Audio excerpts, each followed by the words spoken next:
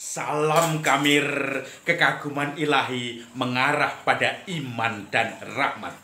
Saudara-saudari yang terkasih, Kamir sudah lama libur karena bahan bakunya langka, karena kita sudah krisis pangan. Maka Kamirnya tidak mempunyai bahan-bahan adonan.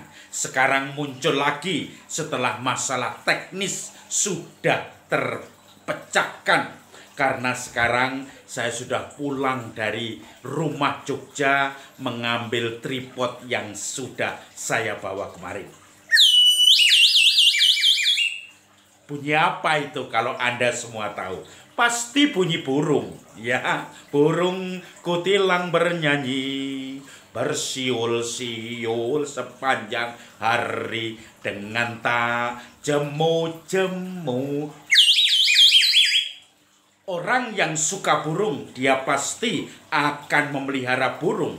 Biasanya ini petani, biasanya orang yang sungguh menikmati ocehan burung, dan juga orang-orang yang mungkin sudah merasakan lebih dan kemudian menikmati burung itu.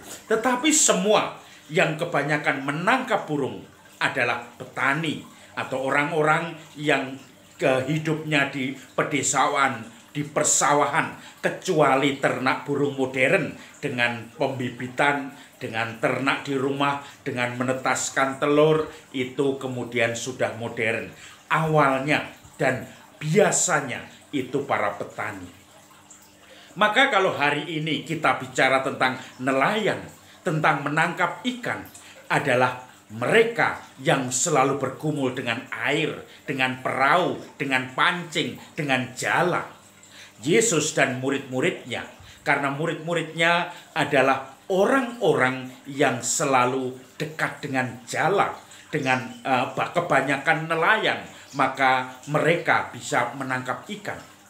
Ketika mereka sudah mulai ragu-ragu, jemu, ketakutan, Yesus sudah wafat disalibkan, mereka mau apa menanti dengan semua ketidakpastian itu?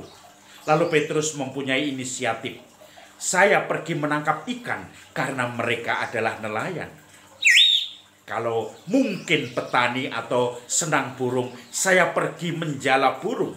Tetapi Petrus, saya pergi menjala ikan. Lalu mereka pun mengatakan, saya ikut.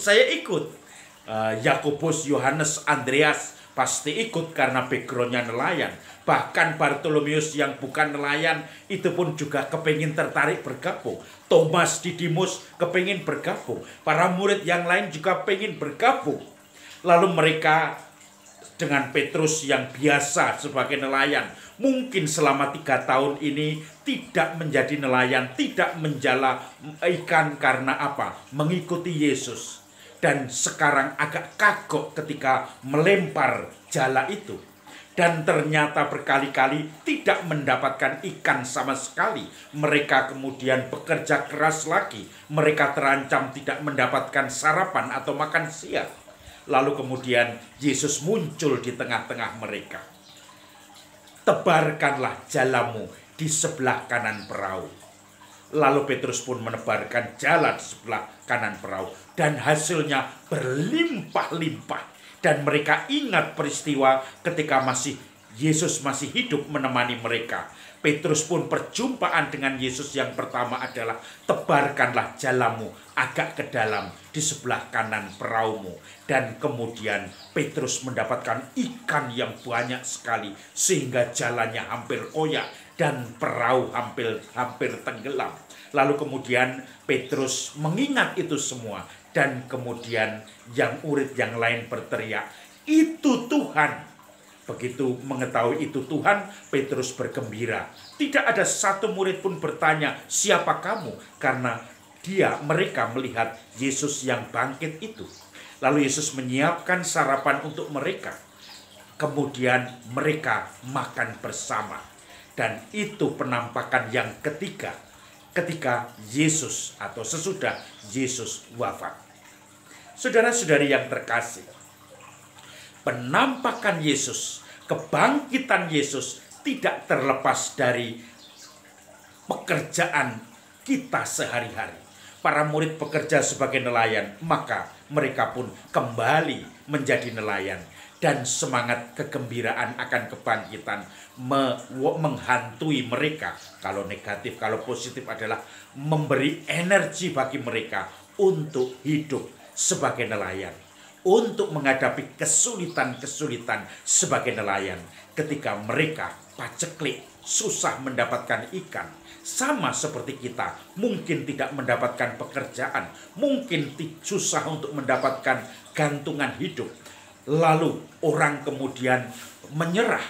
Bukan itu yang kita minta. Tetapi semangat kebangkitan adalah oke, kita dalam hidup sehari-hari mendapatkan kesulitan.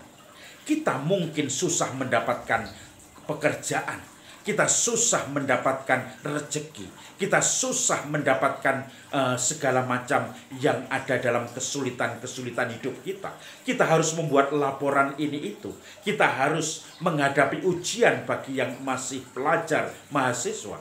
Kita menghadapi segala macam yang harus kita kerjakan untuk persiapan mengajar, untuk tugas-tugas semuanya. Akan menghadapi masalah dengan kesulitan keuangan. Tetapi semangat kebangkitan tidak membuat kita pudar, tetapi membuat kita tetap semangat walaupun sulit dihadapi.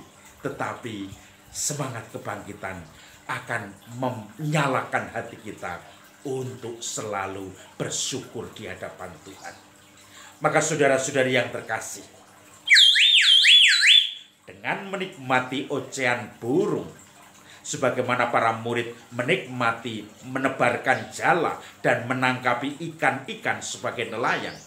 Dengan menikmati segala pekerjaan kita, kebingungan kita, dengan menikmati segala hal yang membuat kita tidak pasti dalam hidup ini, itu akan diberkati Tuhan. Dan Tuhan pun akan memberikan segala jalan bagi kita. Asal kita berusaha, bekerja, pasrah kepadanya 100%, seakan-akan semua tergantung pada usaha kita. Dan berdoa 100% seakan-akan tergantung pada rahmat Tuhan. Salam Kamir, kekaguman ilahi mengarah pada iman dan rahmat.